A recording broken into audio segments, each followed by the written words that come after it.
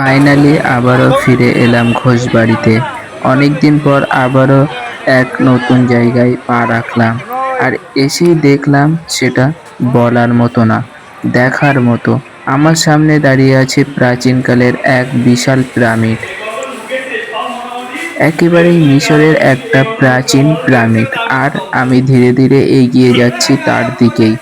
দেখতে দেখতে এক সময়ে এসে পড়লাম পিরামিডের সামনে।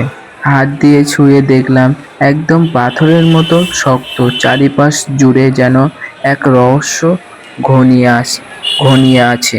কেউ জানে না এর ভিতরে কি আছে।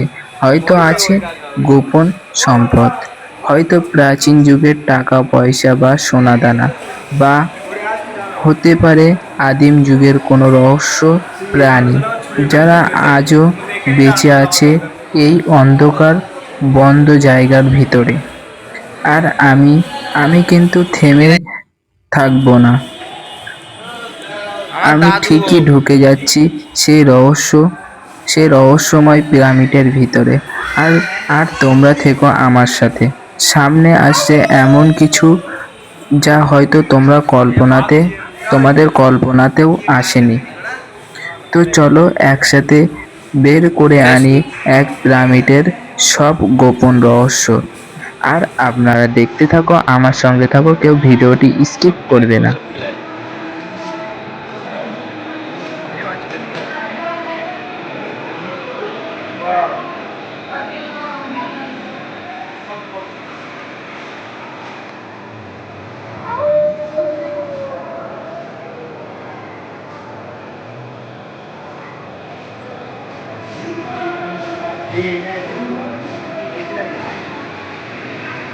জি।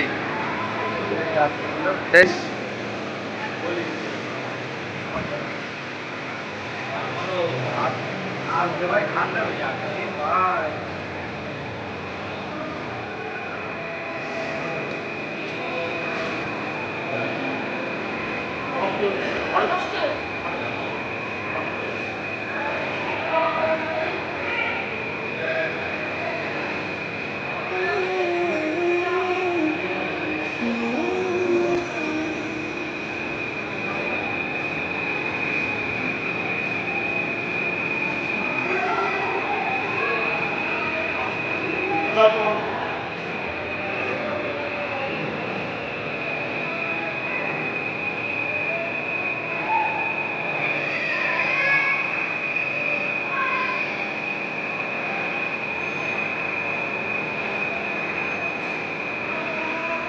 এটা দেখে মনে হয় একদম অরিজিনাল, তাই না?